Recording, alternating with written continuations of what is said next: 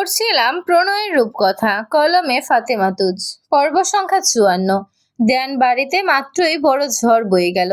রাগিবদের বাড়ির লোকজন যা তা শুনিয়ে গিয়েছে। এতটা অপমান বোধ হয় এর আগে কারো থেকে পায়নি দেওয়ানরা। কারো সাহস হয়নি, কিন্তু আজ হয়ে গেল। এই নেপথ্যে রাত্রি মূল হলেও একটা বিশাল ঝড় এসে পড়লো কণার উপর। আর এটা শুরু করলেন আবিদা। তিনি কণাকে দোষ দেওয়ার পর একে একে বাকিরা কথা শুরু করলেন। কণা বুঝলো তার কিছু ভুল হয়েছে। সে অতি আতঙ্কে সকলের মাঝেই কথাটা বলে দিয়েছে। ও এই প্রথম চুপ রইল, একটা কথাও বলল না বিপরীতে, বকা খেয়েও না। অথচ দস্যি মেশে কাউকে এক চুল ছাড় দিয়ে রাজি নয়। কণার এই মুখোশটি এই মিয়ে যাওয়া কুহুকে আঘাত করে চলেছে। তবে সান্ত্বনা দেওয়ার মতো এখন সময় সুযোগ যে নেই। ওর মাথাটা ভন ভন করছে। রাত্রি এটা কি করলো এটা? এই শেষ সময় এসে কুহার ভাবতে পারল না। ও চাইল দীপ্রর দিকে। দীপ্র নির্বিকার, যেন এসব হওয়ারই ছিল। এর মধ্যে বাড়ির সবাই পুলিশে যাওয়ার চিন্তা করে নিয়েছে। রাত্রি একটা চিরকুট দিয়েছে, বলেছে সে পালাচ্ছে, কিন্তু কার সাথে সেটা বলেনি। দেওয়ানরা উত্তপ্ত মস্তিষ্ক নিয়ে এসব ভাবতে ভাবতে পুলিশে কল করতে যেতেই এই ঘটনার প্রথমবার মুখ খুলল দীপ্র। ও বলল রাত্রি যথেষ্ট অ্যাডাল্ট, ও নিশ্চয়ই নিজ ইচ্ছেতেই পালিয়েছে। তুমি কি বলতে চাচ্ছ দীপ্র? বললেন দবির।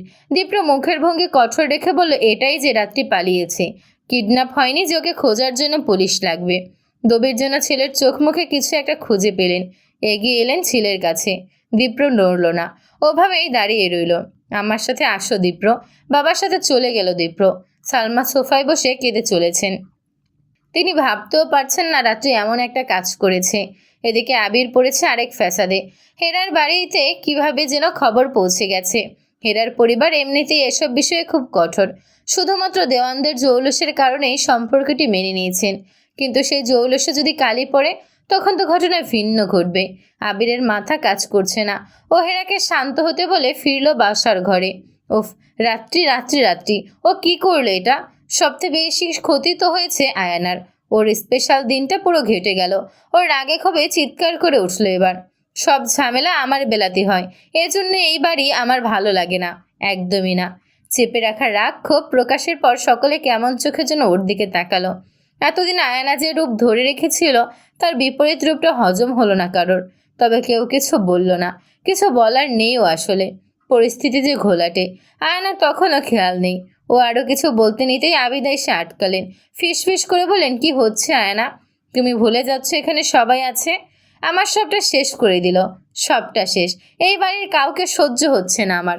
এখন চুপ থাকো, তোমার চাচা আর দীপ্র আছেন। দীপ্র আর দবির বসার ঘরে উপস্থিত হলেন।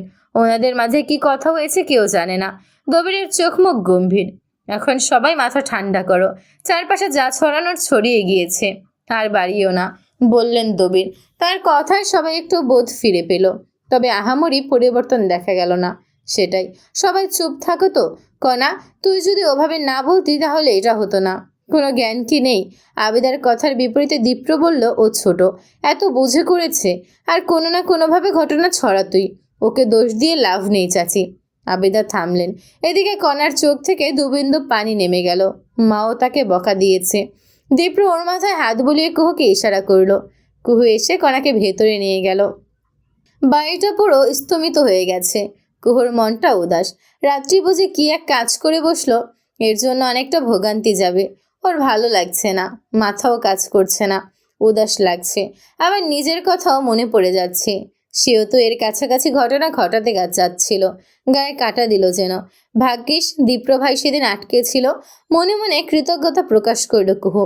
এই মানুষটার প্রতি কৃতজ্ঞতার পাল্লা এত ভারী হয়ে যাচ্ছে, কেউ জানে না কিভাবে ও শোধ দেবে, কিংবা দিতে পারবে। ও এসব ভাবছিল নিজের ঘরে বসে। দরজায় টোকা পড়ল। ও মাথা চুলকে চাইল।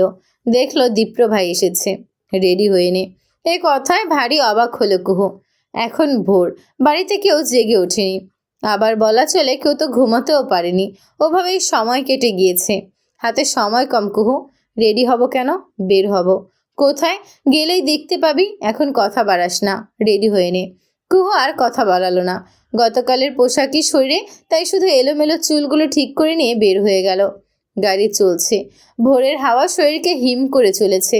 মুখটা শুকিয়ে আছে একদম। দীপ্র শুধালো, চা খাবি? মনটা এত সময় চা চা না করলেও চায়ের কথা শুনে একদম চা চা করছে। কুহু মাথা নাড়ালো। দীপ্র একটু এগিয়ে গাড়ি থামালো। টং দোকানে তখন চায়ের পানি বসেছে সবে, এখনো মানুষজন আসেনি। লোকটা দাঁত কেলিয়ে হাসলো। প্রথম খদ্দের বলে কথা, যত্নটাই আলাদা। দীপ্র 2 কাপ চা দিতে বলে দোকানের সামনে রাখা বেঞ্চে বসলো। কুহু তখন অন্য পাশ হয়ে দাঁড়িয়েছে। এত সকালে অনেকদিন বের হওয়া হয়নি তার। এই পরিস্থিতিও আরাম লাগছে। পাশে বিশাল ক্ষেতের পর ক্ষেত, ফসলে ভরাট। শিরশির বাতাসটা বাহুতে স্পর্শ করতে কেঁপে ওঠে কুহু। পেছন ফিরে দেখে ওর ঠিক পেছনে 1 হাত দূরে দীপ্র দাঁড়িয়ে। হঠাৎ ঘুরে মানুষটার বৃহৎ বক্ষ দেখে সামান্য ভড়কেছে বটে। ও এবার চোখ তুলে চায় বলে দুজনের দৃষ্টি মিলে যায়। চা 1 টাইম কাপটা বাড়িয়ে দেয় দীপ্র। কুহু সেটা হাতে তুলে নেয়, নিঃশব্দে চুমুক বসায়। রাত্রিপোড়া কোথায় আছে সেটা জানেন আপনি? জানি। সেখানেই যাচ্ছি আমরা? না। তবে? দীপ্র জবাব দেয় না। কুহু আর কিছু শুধায় না। চায়ের কাপে আরো একবার চুমুক বসায়। আরো শীতল হাওয়া এসে শরীর স্পর্শ করে। কম্পন ধরায় শরীরে, যেন বলে যায় শীতের আগমনের কথা। ওরা চা খাওয়া শেষে পুনরায় গাড়িতে উঠে বসে। গাড়ি চলতে থাকে গন্তব্যহীন ভাবে। খানিক বাদে দীপ্র ডাকে, কুহু। দীপ্রর নাম ধরা ডাকটাই বরাবর আদরে। এত আবেগ মিশে থাকে তাতে। কুহু দৃষ্টি ফেরায়। দীপ্র না তাকিয়ে বলে, আমাকে ঘৃণা করিস? হঠাৎ এহেন প্রশ্নে কুহু জবাব হারায়। ঘৃণার কথা কেন আসছে এখন ও বুঝতে পারে না। চেয়ে থাকে বিস্ময়ে। দীপ্র মৃদু হাসে। ঘৃণা তো করতি একটা সময়, তাই না? একটা অস্বস্তি গলায় এসে আটকায়। কুহু হাত কসলাতে কসলাতে বলে, করতাম না। আমি আসলেই ভুল ছিলাম, কিন্তু কখনো আপনাদের কারো খারাপ চাইনি। আমার মনে হচ্ছিল চাচারা স্বার্থপর, স্বার্থের টানে এসেছে হয়তো কোনো। কুহু আটকে যায়। ওর অর্ধেক কথাটা পুরো করে দীপ্র বলে, হয়তো কোনো স্বার্থের টানেই আমাদের বিয়ে হতে যাচ্ছিল, তাই ভেবেছিস? কুহু বড় করে নিঃশ্বাস নেয়। হ্যাঁ, তাই তাই ভেবেছিল ও। ওর ভেতরটা কেমন করে ওঠে। দীপ্র পুনরায় বলে, তুই ঠিক ছিলি কুহু, একদম ঠিক ছিলি। এ কথার মানে বুঝে না কুহু। অবাক করা নয়নেই তাকাতেই জোরালোভাবে ব্রেক কষে দীপ্র। কুহু ঝুঁকে যেতেই নিজের হাতের সাহায্যে আটকে নেয় দীপ্র। তারপর ওর দিকে অনেকটা ঝুঁকে গিয়ে বলে, স্বার্থ ছিল কুহু, স্বার্থ ছিল। স্বার্থ ছিল ভালোবাসার। তোকে ভালোবাসি। কিভাবে কখন ভালোবেসেছি তার টের পাইনি। কিন্তু তোকে হারানোর ভয় সবসময় পেয়েছি। ছোট থেকেই পেয়েছি। সেই জন্যই এতটা আদরে রাখতাম তোকে, সবার থেকে বেশি আদরে। ভালোবাসা তো নিয়মহীন গন্তব্য। কোনো নিয়ম করে কি ভালোবাসা যায় বল?